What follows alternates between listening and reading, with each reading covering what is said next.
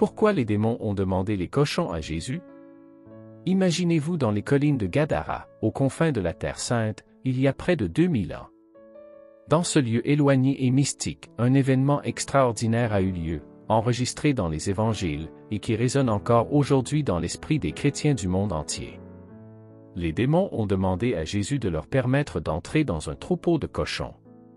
Cette histoire, narrée principalement dans Marc 5, 1, 20, suscite la curiosité et soulève des questions profondes sur la nature du spirituel et de la foi. Pour comprendre cette demande étrange, nous devons plonger dans le contexte complexe de l'époque et réfléchir à ce que cela signifie pour les croyants d'aujourd'hui. Nous nous trouvons en Gadara, une région située à l'est du Jourdain, connue pour son caractère principalement païen. Cette zone géographique, éloignée du cœur de la Terre Sainte, est le théâtre d'un événement extraordinaire qui va révéler la portée universelle de l'enseignement de Jésus. Jésus arrive en bateau sur ces rives étrangères, apportant avec lui la lumière de la foi dans un lieu encore obscurci par le paganisme. L'instant où il a mis pied à terre, il est immédiatement accueilli par un homme dont l'existence est devenue le symbole même de l'oppression démoniaque. Cet homme, possédé par de nombreux démons, se tient là, une image vivante de la lutte entre les forces du mal et le pouvoir salvateur de Jésus-Christ. Au cœur de cet événement se trouve un homme dont la vie avait basculé dans l'obscurité la plus profonde. Ce possédé de Gadara était bien connu dans la région pour sa grande violence et sa folie dévorante. Errant parmi les tombes, il était devenu une sorte de paria, rejeté et redouté par la société qui le craignait autant qu'elle le plaignait. Lorsque Jésus, porteur de lumière et d'amour, met les pieds à Gadara, l'homme tourmenté par les démons ressent immédiatement la présence de celui qui détient le pouvoir de libérer les captifs. Malgré sa condition, ou peut-être à cause d'elle, il est poussé par une force intérieure à se prosterner devant Jésus. En cet instant, nous sommes témoins d'un puissant contraste entre la détresse humaine la plus profonde et la compassion divine incarnée en Jésus-Christ. C'est dans cette rencontre extraordinaire qui se trouve le point de départ de l'histoire des démons et des cochons, une histoire qui allait bientôt révéler la puissance et la miséricorde du Sauveur du monde. Au cœur de cette histoire se tient un homme dont le nom n'est pas précisé dans les évangiles, mais qui est mieux connu comme le démoniaque de Gadara. Ce malheureux était tristement célèbre dans la région en raison de sa grande violence et de sa folie dévastatrice. Les habitants de Gadara le connaissaient comme quelqu'un à craindre, errant nu parmi les tombes, un témoignage vivant de la désolation humaine. Lorsque Jésus arrive sur les rives de Gadara, la présence du démoniaque est immédiatement troublée. Il ressent instinctivement la pureté et la puissance spirituelle de Jésus, ce qui le pousse à venir se prosterner devant lui. C'est un moment poignant où l'agonie intérieure de cet homme en conflit avec les démons rencontre la grâce et la compassion divine en Jésus. Sa réaction, se jetant aux pieds du Sauveur, symbolise à la fois son désespoir et son espoir, une scène captivante qui va déclencher une série d'événements extraordinaires, dont la demande des démons concernant les cochons. Alors que Jésus entame le processus de délivrance en chassant les démons hors de l'homme tourmenté, quelque chose de remarquable se produit. Les démons, reconnaissant la puissance incontestable de Jésus, implorent avec une voix désespérée qu'il ne les envoie pas dans l'abîme, un endroit synonyme de tourment et de condamnation éternelle. C'est à ce moment crucial que nous percevons la complexité de la situation. Les démons semblent préférer errer sur la terre plutôt que de faire face à leur propre destinée funeste. Ils font alors une demande étonnante, au lieu d'être envoyés dans l'abîme, ils demandent à Jésus de leur permettre d'entrer dans un troupeau de cochons qui paissaient à proximité. Cette demande mystérieuse suscite de nombreuses questions. Pourquoi les démons choisissent-ils les cochons comme hôtes? Quel est le sens de cette décision? Et que révèle-t-elle sur la nature des esprits impurs et leur interaction avec le monde physique? Pour comprendre cela, nous devons explorer plus en profondeur les significations symboliques et spirituelles de cet événement énigmatique. L'importance de la demande des démons réside dans leur quête désespérée d'un abri contre leur destin inéluctable. Ils semblent redouter par-dessus tout d'être envoyés dans l'abîme, un endroit qui incarne le tourment éternel et la séparation de la présence divine. Cette demande révèle l'agonie profonde des forces du mal face à la puissance de Jésus, qui a le pouvoir de les juger et de les condamner. Les démons, en cherchant un abri, mettent en lumière la dynamique spirituelle complexe qui existe entre le monde surnaturel et le monde matériel. Ils comprennent que leur influence sur la terre est limitée, mais ils tentent néanmoins de survivre en trouvant refuge dans les êtres vivants, même si ces êtres sont des cochons impurs. Cela souligne l'ampleur de leur désespoir et leur volonté de persister dans leur rébellion contre Dieu. Cette quête d'abri nous rappelle que, même dans leur malveillance, les démons cherchent à échapper à leur sombre destin. Cependant, la manière dont cette demande est traitée par Jésus révélera davantage la nature de sa mission et la puissance de sa grâce. L'un des aspects les plus surprenants de cette histoire est la réponse de Jésus à la demande des démons. Étonnamment, Jésus accorde la permission à ces esprits impurs d'entrer dans le troupeau de cochons. Cette décision semble, à première vue, déroutante et contraire à ce que l'on pourrait attendre d'un exorciste divin. Cependant, cette permission accordée par Jésus ne doit pas être interprétée comme une validation des démons ni comme une approbation de leurs intentions. Au contraire, cela souligne la souveraineté de Jésus sur toutes les créatures, même les esprits impurs. Cette action met également en lumière l'importance du libre arbitre, y compris celui des esprits maléfiques. La permission accordée aux démons d'entrer dans les cochons sera l'élément déclencheur d'une série d'événements qui apporteront une nouvelle dimension à cette histoire et qui nous invitent à réfléchir profondément sur la signification spirituelle de cet épisode énigmatique. Suite à l'autorisation accordée par Jésus aux démons d'entrer dans le troupeau de cochons, ce qui s'ensuit est véritablement extraordinaire. Les démons, désormais logés dans les corps des cochons, provoquent une réaction brutale et chaotique. Le troupeau tout entier, sous l'emprise des esprits impurs, se précipite en furie vers un lac voisin. Là, dans un acte désespéré, les cochons se jettent dans les eaux profondes et tumultueuses, se noyant en masse. Cette scène dramatique illustre de manière frappante la puissance destructrice des esprits impurs. Elle nous rappelle que le mal n'apporte que la destruction et la mort. Le troupeau de cochons, symbole de l'impureté selon la loi juive, devient le catalyseur de leur propre destruction, incarnant ainsi la vérité que les forces du mal finissent par s'autodétruire. La noyade des cochons est un moment poignant qui souligne également l'incompatibilité radicale entre le saint et le profane, entre la pureté divine représentée par Jésus et l'impureté dévastatrice des esprits démoniaques. Cette séquence d'événements inattendus soulève des questions sur la portée de la grâce et de la justice de Dieu dans un monde marqué par le conflit entre le bien et le mal. La noyade spectaculaire du troupeau de cochons ne passe pas inaperçue. Les gardiens des cochons, qui ont assisté à cet événement extraordinaire, sont stupéfaits par ce qu'ils ont vu. Ils sont témoins d'une scène hors du commun, où des animaux, autrefois paisibles, sont devenus des agents d'une destruction soudaine et inexplicable. Saisis par la surprise et l'effroi, les gardiens des cochons se sentent obligés de rapporter immédiatement cet événement à la ville. Ils comprennent que quelque chose de profondément mystérieux s'est produit, quelque chose qui va bien au-delà de leur compréhension. Cette réaction des témoins souligne l'impact majeur de l'incident sur la communauté locale et la nécessité de partager cette expérience extraordinaire avec les autres habitants de la région. Cette histoire commence à se propager rapidement, alimentant la curiosité et l'inquiétude parmi les gens de Gadara, ouvrant ainsi la voie à une exploration plus approfondie des enseignements et des actions de Jésus dans leur communauté. La nouvelle de la noyade des cochons se répand comme une traînée de poudre dans toute la ville de Gadara. Les habitants, confrontés à cet événement inexplicable, sont submergés par un mélange de crainte et de perplexité. Ce miracle, qui a eu lieu sous leurs yeux, défie toutes les lois naturelles et spirituelles auxquelles ils étaient habitués. La crainte des habitants découle de plusieurs facteurs. Tout d'abord, ils sont témoins d'un événement qui transcende leur compréhension humaine, ce qui remet en question leur vision du monde et de la réalité. De plus, la noyade des cochons a un impact économique significatif sur la région, suscitant des inquiétudes quant à leur subsistance. Enfin, la présence de Jésus, qui est à l'origine de cet événement, suscite une crainte mêlée de respect, car il confère qu'il possède une autorité et une puissance exceptionnelles.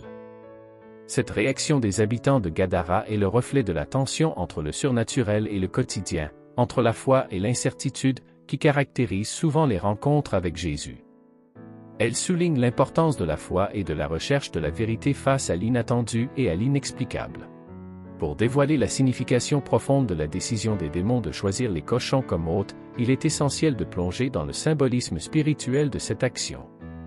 Selon la loi juive, Les cochons étaient préférés comme des animaux impurs, interdits à la consommation et associés à l'impureté. Ils étaient un symbole tangible de ce qui était rejeté et interdit par les normes religieuses de l'époque. En sélectionnant d'entrer dans les cochons, les démons semblent avoir opté pour un hôte qui correspondait à leur propre nature impure. Cela met en lumière leur aversion envers la sainteté de Jésus et leur désir de continuer à propager l'impureté dans le monde physique. Cependant, cette décision se révèle ironique, car elle déclenche finalement leur propre destruction et la purification de l'environnement. Le choix des cochons comme réceptacle démontre également l'ironie divine, où ce qui est impur devient involontairement un instrument de purification. Cela souligne la capacité de Dieu à utiliser même les éléments impurs pour accomplir ses desseins. Cette symbolique profonde nous rappelle que la grâce de Dieu peut transformer même ce qui est considéré comme impur en quelque chose de nouveau et de purifié. Le fait des démons d'entrer dans les cochons et de provoquer leur destruction apporte une leçon profonde sur la nature de l'impureté. Cela met en lumière la vérité selon laquelle les esprits impurs et la pureté de Jésus sont fondamentalement incompatibles. Cette incompatibilité s'exprime de manière frappante par la destruction des cochons, qui étaient eux-mêmes impurs selon la loi juive. L'action des démons dans les cochons peut être perçue comme une métaphore puissante de la confrontation entre le bien et le mal, la pureté et l'impureté. La présence de Jésus, chargé de sainteté et de grâce, met en évidence la dissonance profonde entre sa lumière et les ténèbres des esprits démoniaques. Cela rappelle aux croyants que la pureté et la sainteté de Jésus sont intransigeantes envers l'impureté spirituelle, soulignant la nécessité de chercher la transformation et la délivrance à travers lui. Ce récit suggère également que la présence de Jésus peut purifier même les endroits et les êtres les plus marqués par l'impureté, ouvrant ainsi la voie à la rédemption et à la restauration. Il invite les croyants à se tourner vers la grâce et la puissance de Jésus pour être libérés de leur propre chaîne de l'impureté et des ténèbres. Une dimension captivante de cet événement est l'importance accordée au libre arbitre. Jésus, en accord avec la permission aux démons d'entrer dans les cochons, démontre son profond respect pour le libre choix, même lorsqu'il s'agit des esprits impurs. Au lieu de les forcer à aller dans l'abîme, un lieu de tourment, Jésus permet aux démons de décider de leur propre sorte. Cette décision met en lumière la conviction que le libre arbitre est un élément essentiel de la relation entre Dieu et l'humanité, même lorsque cette relation concerne des forces spirituelles maléfiques. Jésus respecte la liberté de choix, même lorsque les conséquences de ce choix sont destructrices.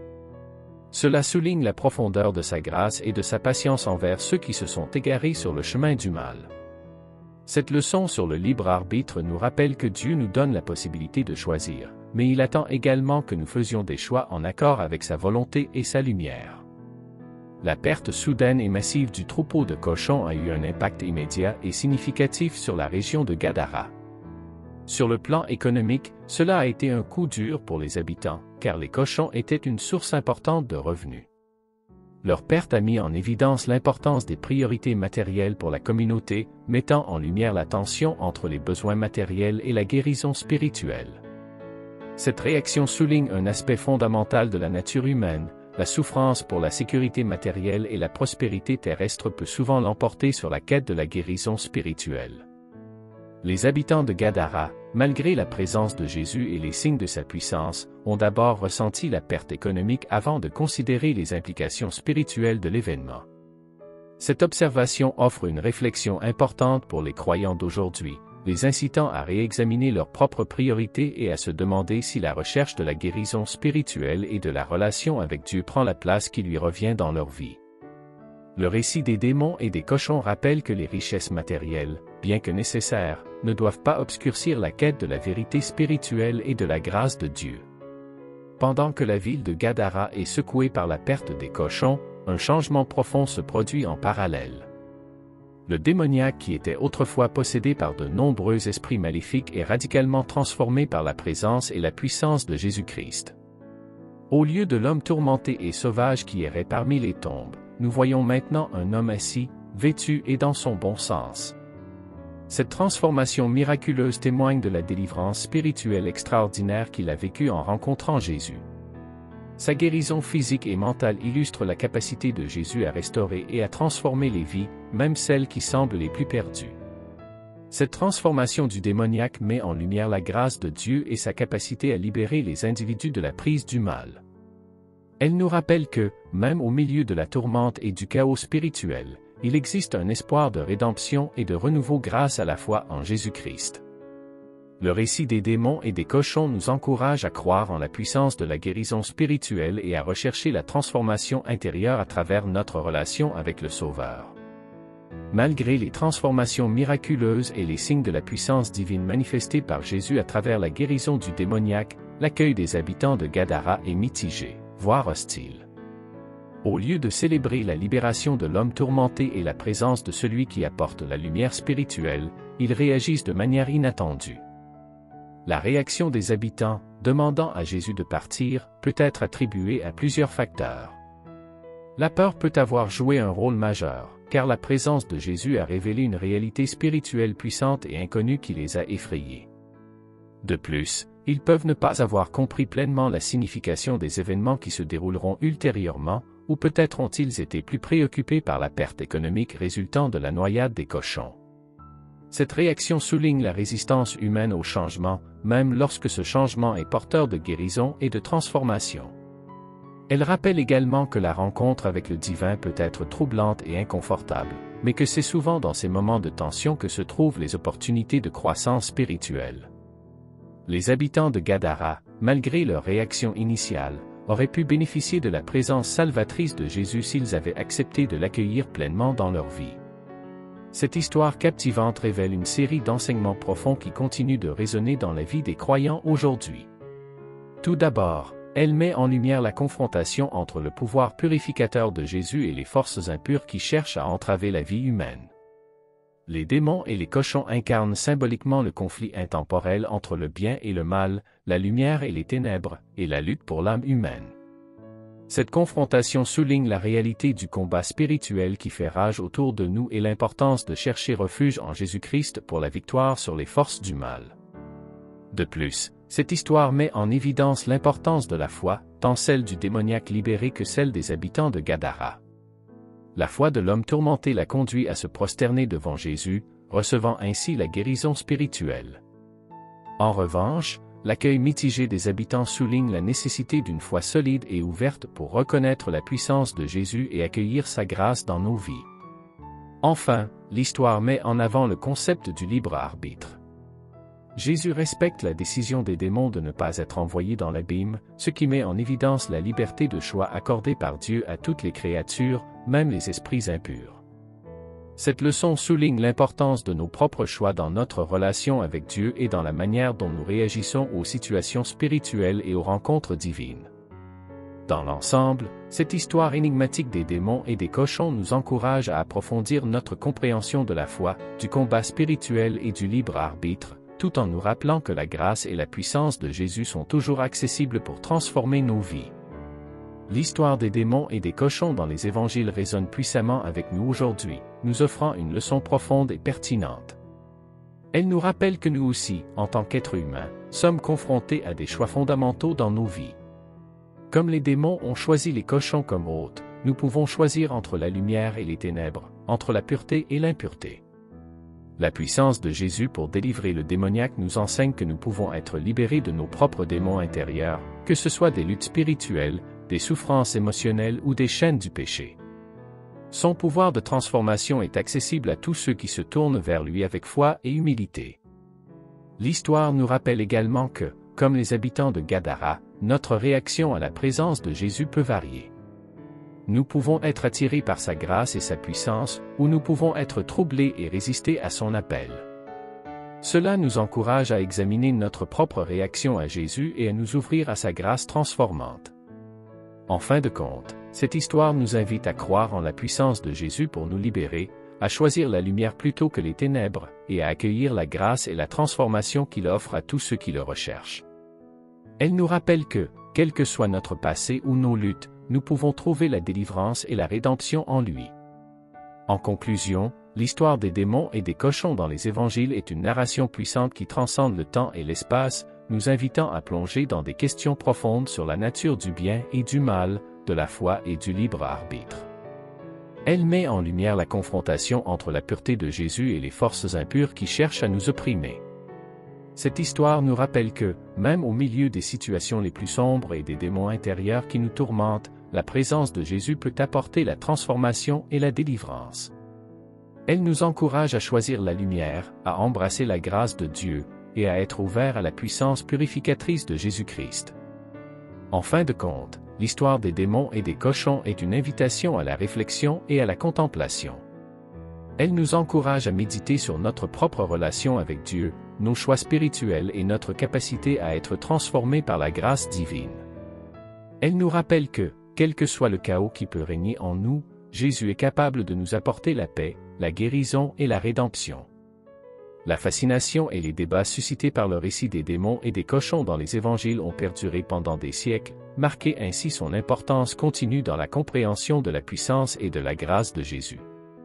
Ce récit biblique n'est pas simplement une histoire du passé, mais il porte des implications profondes pour la foi chrétienne et la vie spirituelle jusqu'à nos jours. Les théologiens, les pasteurs, les enseignants et les croyants ont exploré ce récit sous de multiples angles, cherchant à comprendre sa signification spirituelle et son application dans leur propre vie. Les débats ont porté sur des questions telles que le libre arbitre, la nature du mal, la puissance de Jésus pour la délivrance, et la dynamique entre le monde spirituel et le monde physique. L'impact durable de cette histoire témoigne de la richesse et de la complexité des enseignements de Jésus, ainsi que de sa capacité à susciter la réflexion et l'inspiration chez ceux qui étudient la Bible. Elle rappelle que la parole de Dieu est vivante et pertinente, apportant des leçons intemporelles pour la foi et la vie chrétienne. En fin de compte, le récit des démons et des cochons continue de nous inviter à explorer plus profondément la grâce et la puissance de Jésus, à méditer sur nos propres choix et à chercher la transformation spirituelle à travers notre relation avec lui. En conclusion, l'histoire des démons demandant les cochons à Jésus est bien plus qu'un récit biblique fascinant. Elle constitue une invitation à la réflexion profonde sur la signification spirituelle de cet événement mystérieux et sur la manière dont il peut façonner notre propre foi et notre compréhension de Jésus-Christ. Cette histoire nous pousse à examiner nos propres choix, nos réactions à la présence de Jésus dans nos vies et notre quête de la guérison spirituelle. Elle nous rappelle que le combat entre le bien et le mal est réel, mais que la puissance de Jésus pour nous délivrer est tout aussi réelle. Elle nous invite à choisir la lumière plutôt que les ténèbres, à embrasser la grâce divine et à rechercher la transformation intérieure. En fin de compte, cette histoire est un rappel de l'importance de notre relation avec Jésus-Christ, de la grâce et de la puissance qu'il offre, et de la nécessité de méditer sur les leçons spirituelles qu'elle nous enseigne. Elle nous encourage à approfondir notre foi, à explorer les mystères de la grâce et à chercher la transformation spirituelle à travers notre lien avec le Sauveur. Que cette histoire continue de nous inspirer à vivre des vies empreintes de foi, d'espoir et de la puissance purificatrice de Jésus. J'espère que cette vidéo vous a été inspirante et instructive. N'hésitez pas à partager vos réflexions et vos témoignages dans la section des commentaires ci-dessous. N'oubliez pas de vous abonner à la chaîne et de cliquer sur la cloche de notification pour être informé des prochaines vidéos. Soyez richement bénis.